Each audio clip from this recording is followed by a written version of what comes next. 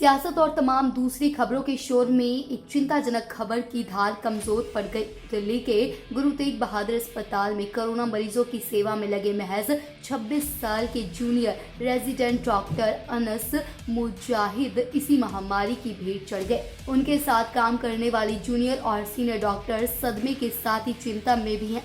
उनकी चिंता सही भी लगती है। दरअसल डॉक्टर अनस के सहकर्मी डॉक्टर आमिर सोहेल के मुताबिक कोरोना वायरस रिपोर्ट आने के कुछ वक्त बाद ही डॉक्टर मुजाहिद ने दम तोड़ दिया। यहाँ बताते चले कि कोरोना की दूसरी लहर के दौरान एक अहम पहलू ये भी सामने आया है कि पॉजिटिव आने वाले बहुत से मरीजों में इस महामारी के लक्षण जब तक सामने आते हैं तब तक काफ़ी देरी हो चुकी होती है। शायद इस युवा डॉक्टर के साथ ही ऐसा ही कुछ हुआ है और उनको बचाया नहीं जा सका। देश में डॉक्टरों की प्रतिष्ठित संस्थान इंडियन मेडिकल एसोसिएशन यानी कि IM की माने तो कोरोना की पहली लहर में अकेले उनकी संस्था से जुड़े 736 डॉक्टर्स की इस महामारी के चलते मौत हुई थी, जबकि दूसरी लहर में 244 डॉक्टर जान गंवा चुके हैं। ऐसे में देश भर में लगभग 1000 डॉक्टर्स इस नामुराद बीमारी का शिकार हो चुके हैं।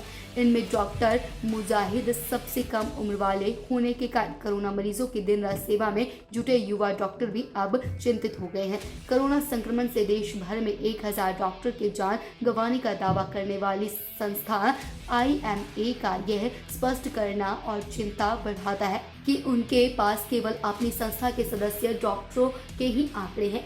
इसका मतलब अन्य संस्थाओं से जुड़े या नहीं जुड़े होने और कितने डॉक्टर इस महामारी की भेंट चढ़ चुके होंगे। सहज अंदाज़ा लगा सकते हैं कि जबकि सरकारी स्तर पर फिलहाल तक ऐसा कोई आधिकारिक आंकड़ा शायद जारी ही नहीं किया गया। IMA के जनरल सेक्रेटरी डॉक्टर जयेश लेले का यह दावा है कि केवल एक दिन में देश भर में 50 डॉक्टरों ने कोरोना के चलते जान गंवाई। ऐसे हालात में फिक्र तब और बढ़ जाती है जबकि महज 3% डॉक्टरों का ही वैक्सीनेशन हो सका है। अगर ओवरऑल तमाम हेल्थ वर्करों की बात करें तो देश भर में केवल 66% को ही अभी तक वैक्सीनेशन दी जा सकती है, जबकि सरकार का टीकाकरण अभियान 5 महीने से चल रहा है।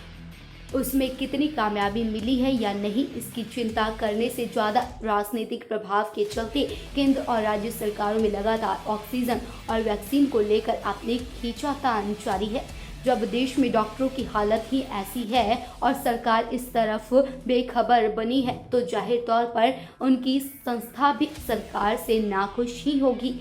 IMA ने तो केंद्र सरकार की आलोचना करते हुए याद दिलाया कि उनकी संस्था ने तो कोरोना की चैन तोड़ने के लिए लॉकडाउन लगाने के बारे में बाकायदा इस सरकार को चिट्ठी लिखी थी।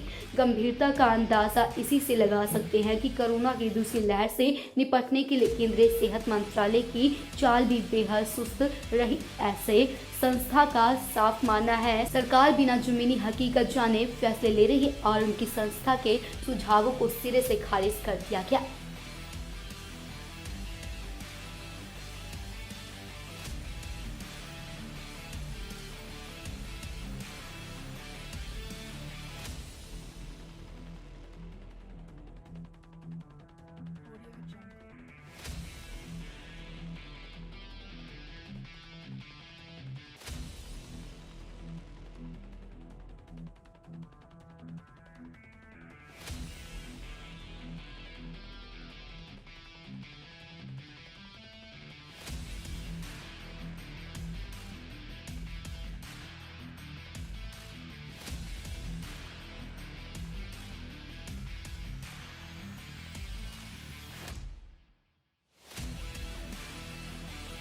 Desk report Janhitaishi news.